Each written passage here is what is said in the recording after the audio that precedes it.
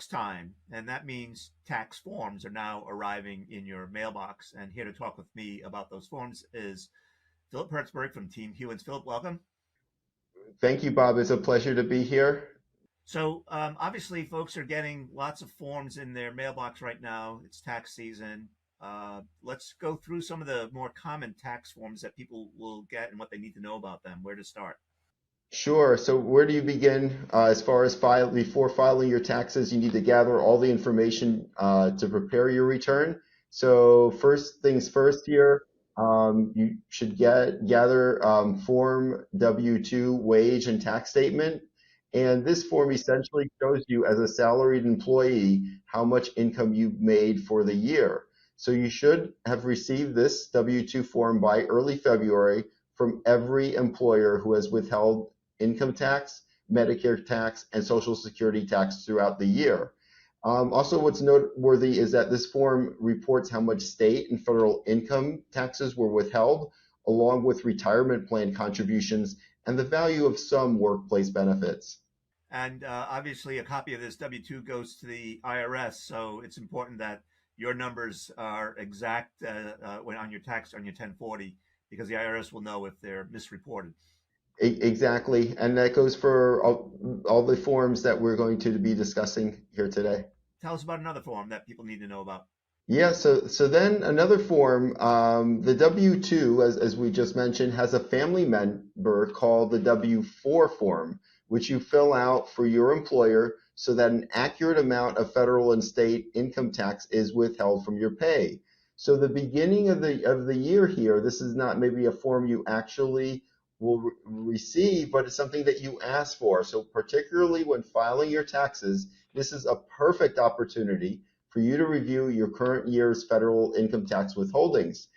And you would want to adjust tax withholdings when you experience a significant life and family change, such as a marriage, a divorce, or having children.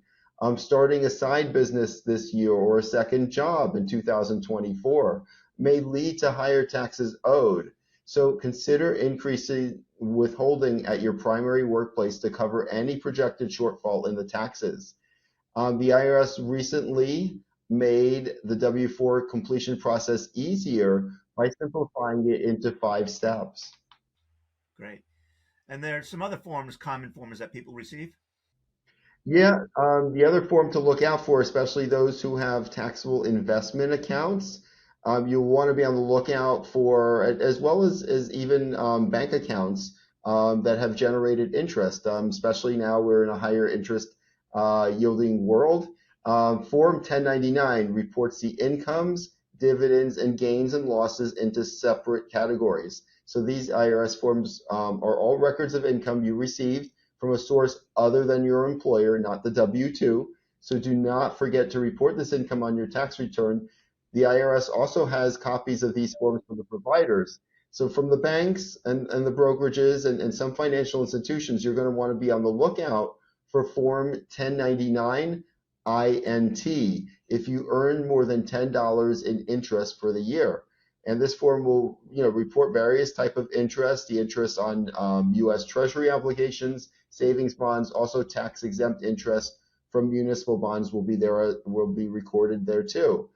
Another, for investments, another dividends in the taxable investment accounts, an additional stream of income for investors that needs to be reported to the IRS. So Form 1099-DIV will disclose your qualified versus the ordinary dividends, as well as any information about capital gain distributions and other types of dividends, Section 199A.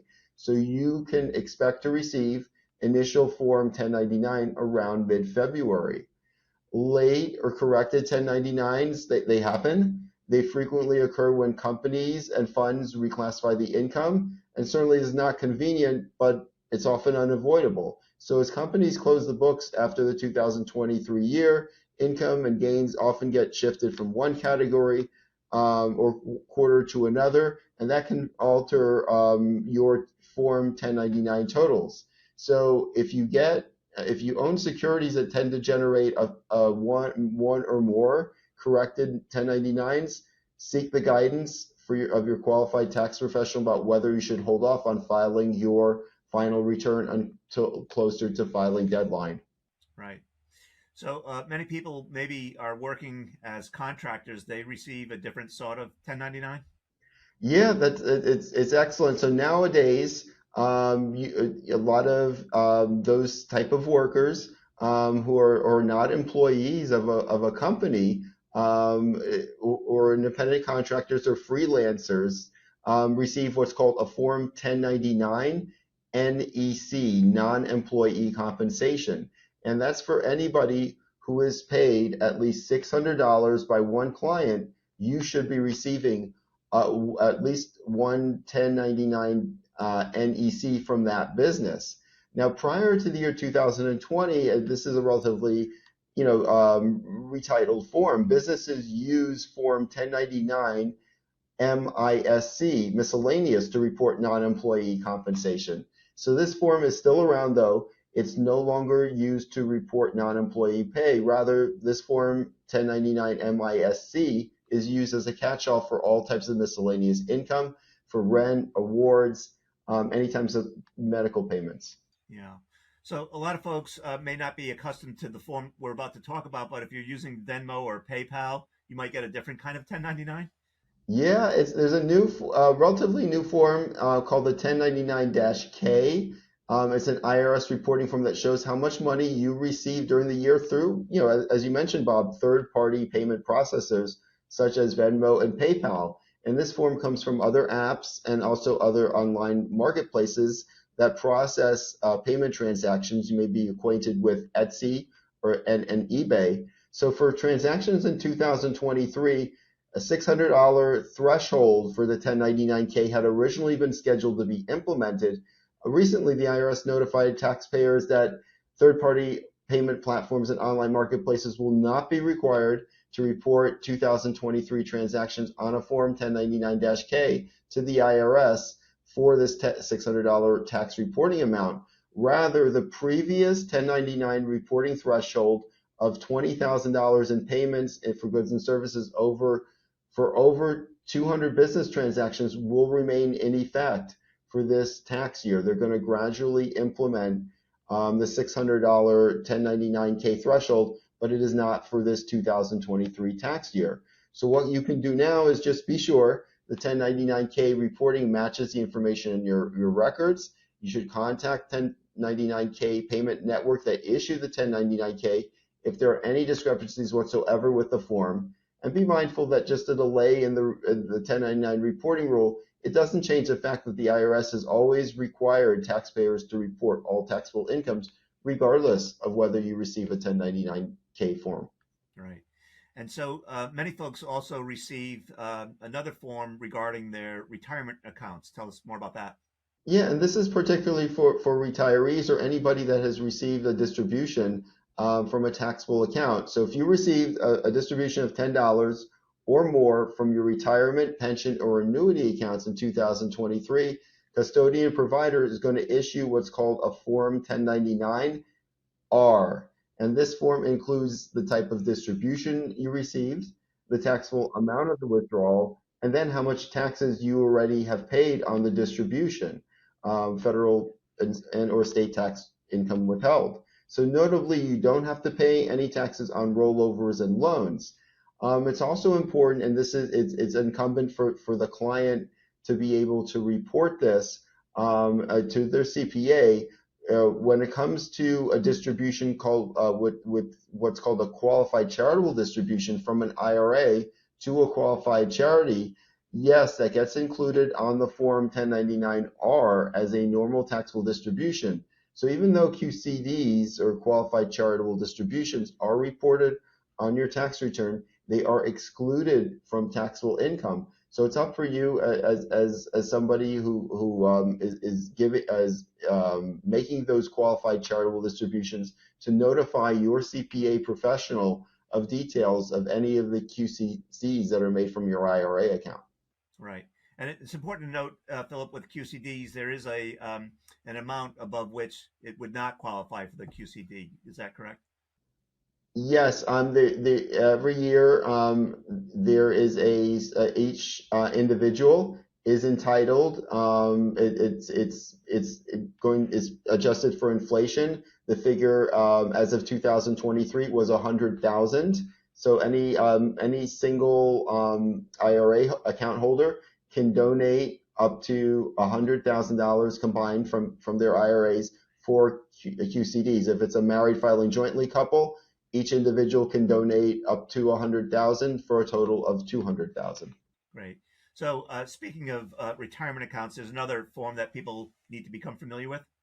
Yes, just be mindful those who are contributors and still saving for retirement based on their earned income. Form 5498 IRA contribution information. And this is just more for, Form 5498 is just an informational return sent by your IRA account custodian to the IRS only if you made contributions or rolled funds into a traditional, Roth, SEP, or simple IRA in the preceding tax year. So although a Form 5498 contains important information that you should review carefully for the accuracy, you don't really need to file this form with your taxes or take any action. Right. Okay. And what about folks who might have a mortgage or college tuition bills? Yeah, important here just overall, those who, if you paying mortgage interest, and particularly if you itemize deductions to lower your taxable incomes, you don't want to forget to claim your deduction for your mortgage interest. So you should receive what's called a Form 1098 from the provider, whether it's the bank or the lending institution, if you paid $600 or more in mortgage interest during the tax year. Similarly, if you received at least $600 in mortgage interest during the year as an individual or business, you'll need to also file a 1098 form. So you're accountable for tracking mortgage interest that is less than $600 since your lender is not required to send you a form. There's also another type of 1098. It's more for educational tuition purposes. So with a 1098T, which is for T stands for tuition, your college or university reports how much qualified tuition and expenses you or your parents paid during the 2023 tax year. And this 1098T form is important as it may help you claim valuable tax deductions or education credits. Right. And what about folks who avail themselves of the health insurance marketplace? Do they receive a form too? Yeah, just you be on the lookout here for those receiving qualifying health insurance coverage. There are the Form 1095. So if you receive health insurance from the marketplace, you will receive 1095A in the mail or online. You can look for it at healthcare.gov account. And this 1095A form is needed before you file your tax return. It includes premium tax credits used and premiums paid. There's also a couple other Form 1095s that are notable. For 1095B is issued by employers and others who provide minimal essential healthcare coverage, and small employers who offer health insurance not required to will use this form. And employers who have at least 50 full-time employees, they must send out Form 1095C to each worker and to the IRS. So this 1095C form provides details on who has been offered employer coverage, healthcare coverage, and whether the workers have been able to take advantage of the coverage, and if so, what months were you covered or not during by the workplace plan during the 2023 year. Yeah. Philip, this has been a great overview of the tax forms that taxpayers may receive. Anything we missed or anything that just bears reemphasizing? Yeah. Make sure you also check in with your certified financial planner professional who can help you as far as organizing the forms to prepare for your return, as well as provide you with essential planning insights when you're filing for the returns as well. Certified financial planner professional can work in tandem with a CPA to help review the tax return, identify any current and future planning opportunities, and then also work in concert to provide any additional tax savings suggestions and see if there are any missing deductions and credits on the